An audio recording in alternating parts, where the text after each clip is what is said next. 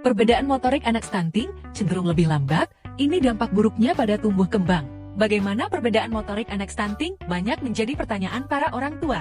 Ini tidak lepas dari kondisi stunting yang bisa berdampak pada fisik, psikologis, hingga kesehatan anak secara keseluruhan.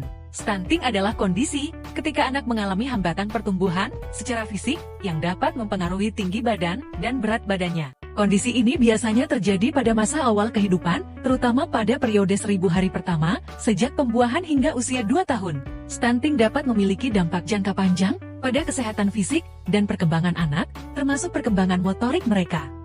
Melansir dari berbagai sumber, berikut ini adalah penjelasan mengenai perbedaan motorik pada anak stunting.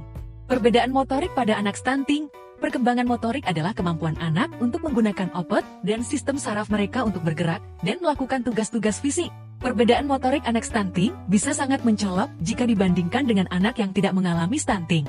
Berikut beberapa perbedaan utama dalam perkembangan motorik anak stunting. 1. Keterlambatan milestone motorik. Anak yang mengalami stunting seringkali mencapai milestone motorik yang terlambat, seperti merangkak, berdiri, atau berjalan lebih lambat dibandingkan dengan anak-anak sebaya mereka yang tidak mengalami stunting. 2. Kekuatan otot yang lebih rendah. Stunting dapat mempengaruhi kemampuan mereka untuk melakukan aktivitas fisik yang memerlukan kekuatan otot, seperti berlari atau melompat. 3. Koordinasi yang buruk.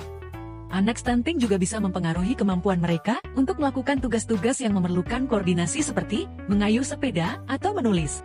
4. Kesulitan dalam keseimbangan. Stunting juga dapat mempengaruhi keseimbangan anak, yang dapat membuat mereka lebih rentan terhadap cedera saat bermain atau melakukan aktivitas fisik. 5. Kurang fleksibel. Anak stunting cenderung memiliki tingkat fleksibilitas tubuh yang lebih rendah. Ini bisa membuat mereka kurang nyaman dalam melakukan gerakan-gerakan tertentu. Dampak motorik buruk pada pertumbuhan dan perkembangan anak. Perkembangan motorik yang terhambat akibat stunting memiliki dampak serius pada pertumbuhan dan perkembangan anak. 1. Keterbatasan dalam aktivitas fisik.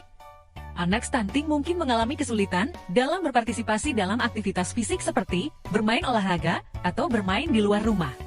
2. Kurangnya kepercayaan diri. Perkembangan motorik yang buruk dapat mengurangi kepercayaan diri anak. Mereka mungkin merasa tidak mampu melakukan hal-hal yang sebenarnya bisa mereka lakukan. 3. Pengaruh pada kemampuan belajar. Perkembangan motorik yang terhambat dapat mempengaruhi kemampuan anak untuk belajar. Misalnya, anak yang kesulitan menulis mungkin mengalami kesulitan dalam sekolah. 4. Dampak emosional. Anak stunting mungkin mengalami stres atau frustrasi akibat kesulitan dalam melakukan aktivitas fisik atau tugas-tugas yang melibatkan perkembangan motorik. 5. Kemungkinan terjadinya cedera.